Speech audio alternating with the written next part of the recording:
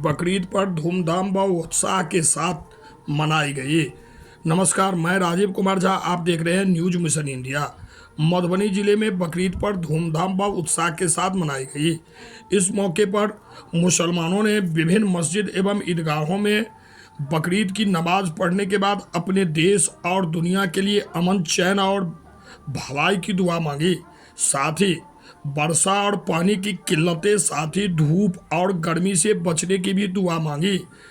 संपूर्ण मधुबनी जिले के साथ ही रहिका प्रखंड अंतर्गत नाजिरपुर मस्जिद में मौलाना इरफान इस्लामी और ईदगाह में मौलाना उमर फारूक ने बकरीद की नमाज पढ़ाने के बाद खुतबा में तकरीर करते हुए कहा कि अल्लाह फरमाता है कि हम जो जानवरों की कुर्बानी करते हैं उसका न तो मांस और न ही बलि के जानवरों का खून अल्लाह तक पहुंचता है, बल्कि आपका नीयत कैसा है, आपका ईमान कैसा है, वह अल्लाह देखता है।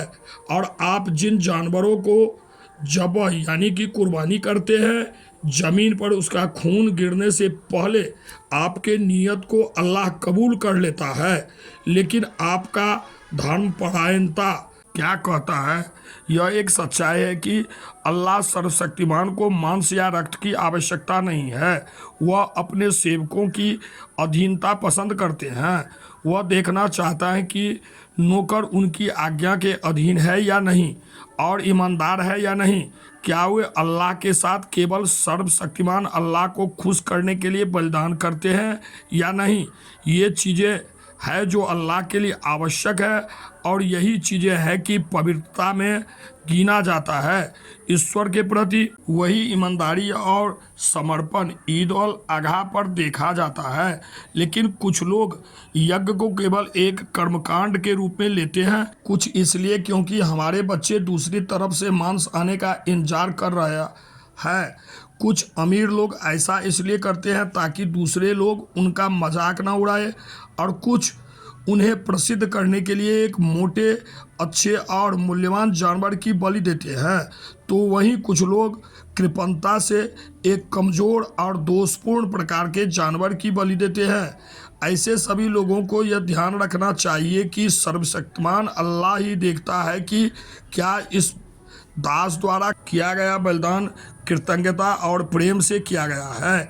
अगर किसी का इरादा प्यार नहीं है तो उसे कितना फ़ायदा हो सकता है अगर वह एक मोटे ताजे जानवर की भी बलि क्यों न दे।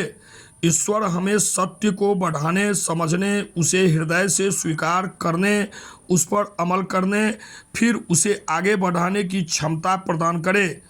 आमीन। और सारी दुनिया के लोग रब अल्लाह की तारीफ करें। मौलाना साहब, लोग बकरीद क्यों मनाते हैं, क्या खासियत है?